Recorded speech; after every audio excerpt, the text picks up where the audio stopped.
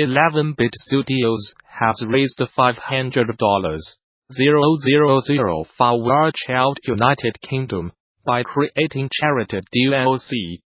This War of Mine. In the 4 years since the game launched, the studio pledged to donate 100% of the cash from its charity DLC to a British organization, which is dedicated to helping children affected by conflict all around the world. Since then, over $500,000 has been donated to the cause, helping War Child deliver aid throughout countries including Afghanistan, Iraq, the Central African Republic, Democratic Republic of Congo and Yemen. The cash has allowed for the creation of 3 temporary learning spaces, allowing 260 children to carry on with their education and complete their school year, while also providing summer schooling to 475 students in Iraq. It has also helped place 26 unaccompanied children with foster families in the Central African Republic, facilitated the opening of a new fundraising arm at War Child that's dedicated to working with gamers, and granted 840 children aged 4 to 6 access to early childhood and care development in Kabul and Herat. If you have not already, you can support War Child United Kingdom directly by clicking this link, or by purchasing the This War of Mine Charity DLC on Steam. The United States government's Federal Commission on School Safety has released the final copy of a report on school safety. The report was commissioned to research and recommend solutions to advance the safety of schools in the United States, following a mass shooting at the Marjorie Stoneman Douglas High School earlier this year.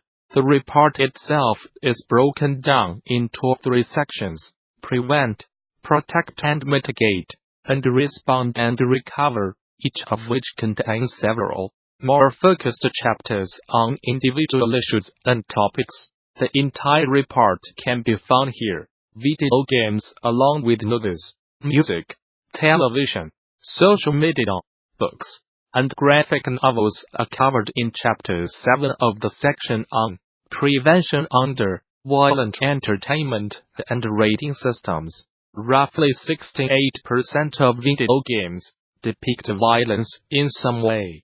This is compared to, from the same study, 90% of movies, 60% of TV shows, and 15% of music videos. Children have 24/7 access to multiple forms of entertainment at their fingertips, reads the chapter's opening paragraph.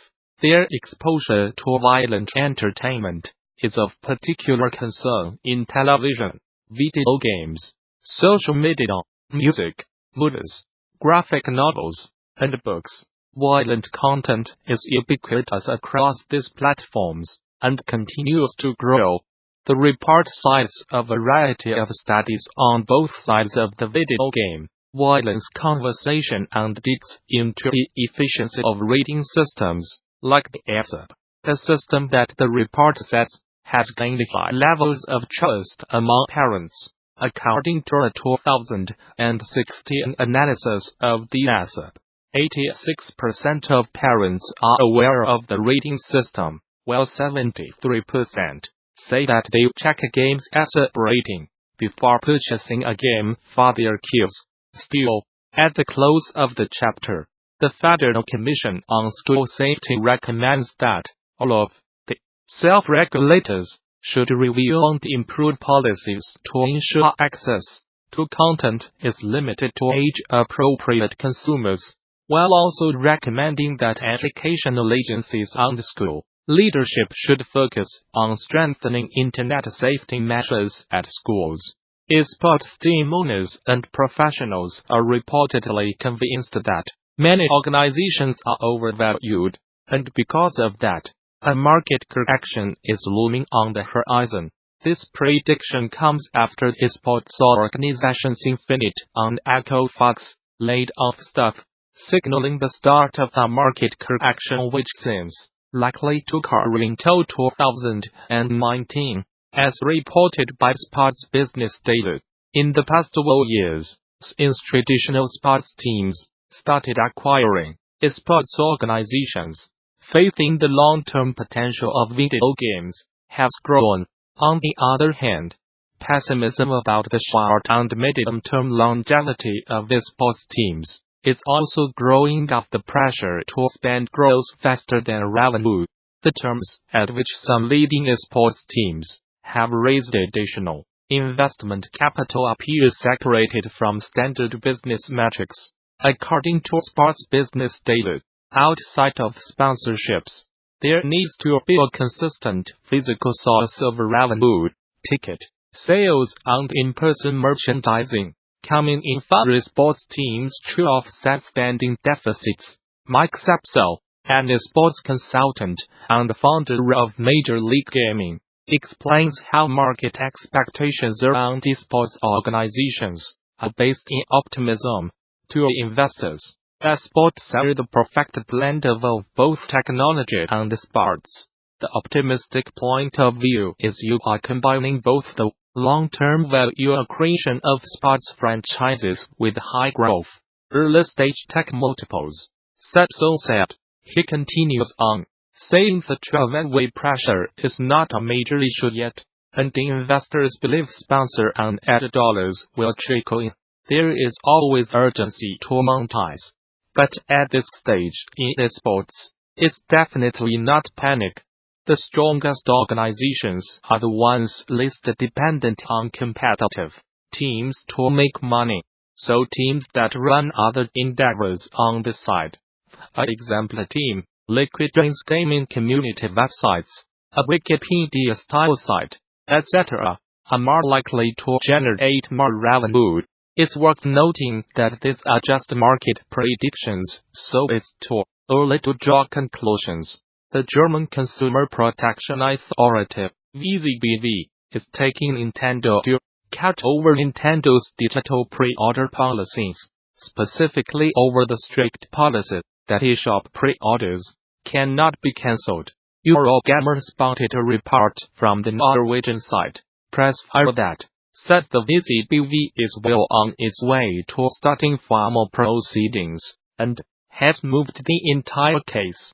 The whole affair kicked off earlier this year in Norway, and the Norwegian consumer body behind that complaint has since been in communication with the VZBV in order to get this current case started. In Nintendo of Europe's home country of Germany, originally, the Norwegian Consumer Council accused Nintendo of violating the European Union's Consumer Rights Directive that rules that customers in the EU and European Economic Area have the right to withdraw from a purchase if the product has yet to be distributed. Nintendo's terms affirm that all sales made on the eShop are final, including those made for games that have yet to release. Pressfire says that, in response to the earlier complaint, Nintendo claims that the ability to preload games following a pre-order means that distribution has, in a sense, begun after pre-order, despite those games not yet being playable. Hold On is a premium-priced mobile brick breaker built upon the joy found in a single moment in the genre, the time when the ball sneaks behind the blocks and just goes wild, bashing away at them as the player watches. It's a game that encourages players get their ball bouncing between blocks as often as possible, savoring the chaos as the balls slam about. Gamasutra spoke with Martin Grapefruit Johnson, developer of Hold On as well as other finally made indie games like Twofold Incorporated and Dream Capsule, to talk about how the appeal of this moment shaped the game's play style, how the game's design helps the player find order and strategy within those wild bounces, and designing stages that would make this kind of moment happen often. In Johnson's words, per usual, it's a mishmash of ideas from all over. But the initial seed came from playing another game that uses a similar mechanic, Aim a stream of balls at a bunch of blocks. Break them. Do it again. That particular game felt like a missed opportunity, so I quickly threw together my own prototype to try out some ideas I had. There's this mysterious, universal appeal to watching a bunch of balls bounce around that just made it work really well. Basically, it became about distilling that bit in our traditional brick breakers, i.e. breakout, where you sneak a ball in above all the bricks, and it just goes wild. I cannot claim to really understand it, but the bouncing is hypnotic. With hold on, it became a challenge to balance the inherent chaos of 50 balls bouncing around with some type of order and hierarchy to what was and was not important. There's a lot going on once the bouncing starts.